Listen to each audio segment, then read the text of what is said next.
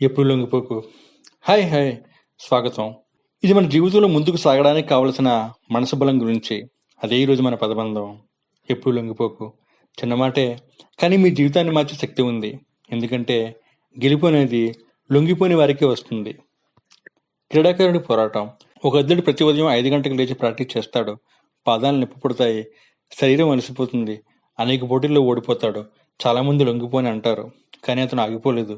ఒకరోజు అతను దేశానికి మెడల్ తెచ్చాడు. ఎందుకంటే అతను తనకే చెప్పుకున్నాడు, ఎప్పుడు లొంగిపోకూడదని. ఉద్యోగం కోసం పోరాటం. ఒక యువకుడు విజయవాడలో ఉద్యోగం కోసం ప్రయత్నించాడు. 10 ఇంటర్వ్యూలు ఇచ్చాడు, 10 సార్లు ఫెయిల్ అయ్యాడు.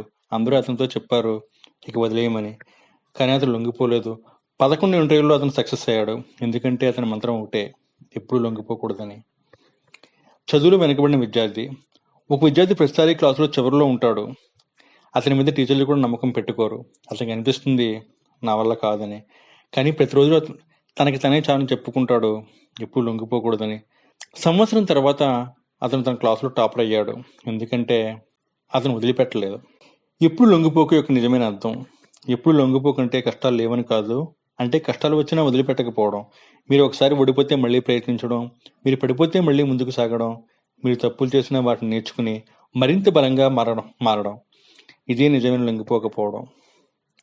ఒక క్షణం ఆలోచించండి, మీరు ఏ విషయంలో లొంగిపోకుండా ఉండాలి? కామెంట్స్లో చెప్పండి. ఈ వారం మీరు లొంగిపోకుండా కొనసాగబోయే ఒక పని ఏది? అది చదువు కావచ్చు, వ్యాయామం కావచ్చు, కొత్త నైపుణ్యం నేర్చుకోవడం కావచ్చు. ఎప్పుడు లొంగిపోక యొక్క శక్తి. జీవితంలో అందరికీ ఒక సమయంలో వదిలేయనిపిస్తుంది, కానీ మీరు వదిలేయకుండా కొనసాగితేనే మీరు కొత్త అవకాశాలను కనుగొంటారు. మీ అసలైన బలం బయటపడుతుంది, అసాధ్యం కూడా సుసాధ్యం అవుతుంది. అందుకే గుర్తుంచుకోండి, ఎప్పుడు లొంగిపోకు. ఈరోజు మనం ఎప్పుడు లొంగిపోకు అనే పదం గురించి మాట్లాడుకున్నాం. చదువులో అయినా సరే, ఉద్యోగంలో అయినా సరే, జీవితంలో అయినా సరే, ఎక్కడైనా ఏదైనా జరిగినా ఎప్పుడు లొంగిపోకు. మళ్ళీ కలుద్దాం. అప్పటి వరకు గుర్తుంచుకోండి, ఎల్లప్పుడూ ఎప్పుడు లొంగిపోకు.